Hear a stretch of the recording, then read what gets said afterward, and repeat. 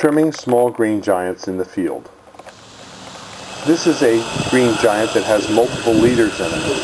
So I'm going to make a decision on which leader to keep and which leader to take out. It doesn't have to be a hard trim. A light trim can suffice in this situation. So I stand back, I look at the tree, and I figure out which leader I want to keep and which leader I want to delete. Now I'm going to trim this tree also around the sides, but I'm going to trim it harder on the side where it faces the sun all day, because that gets lots of sunlight and the other side does not. So I want to try and attempt to make this tree as uniform as I can through trimming, and also give it the appearance that I want and the shape that I want. So I just trim little bits here and there slowly, going around the tree to get the shape that I want. Standing back, looking, seeing which branches need trimming, and knocking off little bits at a time. You don't have to cut much. I can cut more than this.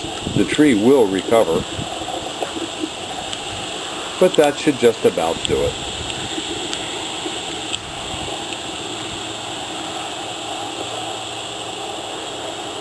From another angle,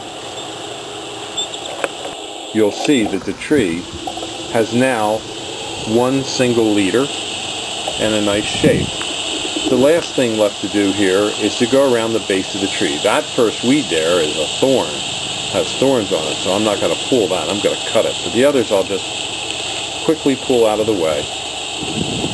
Keeping the weed control down is important, because if you keep the weeds out of the bottom of the tree, not only does it help promote growth of the foliage lower on the tree, it also prevents mice from finding a happy home. And if mice are more visible from the air, birds will kill them quicker. And so you'll have better mouse control on your trees if you keep them clean at the base. And yes, I probably should have a hat on for safety, but old dogs don't learn new tricks easily. And there you have it. That arborvitae is pretty well finished trimming. Now some arborvitaes get rubbed by deer. And the next arborvitae I show you will show some hard rubbing by deer and what I do in these cases. As you can see, some buck rubs are evident in this field. And some of them are pretty severe. This tree here will be a challenge for trimming. But you start in there by looking at that main leader that's been damaged and saying, that's got to go. And after that, you can make a determination about the rest of the tree. So I'll start in there and I'll just trim that main leader out. It's worthless anyway. Perhaps the rest of the tree is worthless as well. Looking in, I can see that I could possibly trim this to get a tree, but it would be more like a bush than a tree. So I'll just make up my mind and say, heck with it. I'm going to trim this one completely out of the way. It's no use having something that's so badly damaged that it never fully recovers. And getting rid of this tree will allow other trees in the row to get more sunlight. So it really will help the other trees.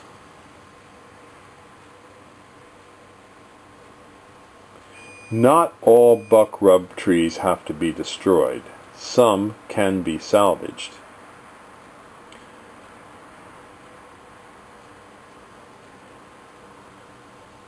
This tree is heavily buckrubbed. However, it can be salvaged. And here's how I do it. I'm going to trim out the bad part of the tree, and I'm going to allow one new leader to take over and become the new leader of the tree. The tree will still have some symmetrical nature to it and recover quickly.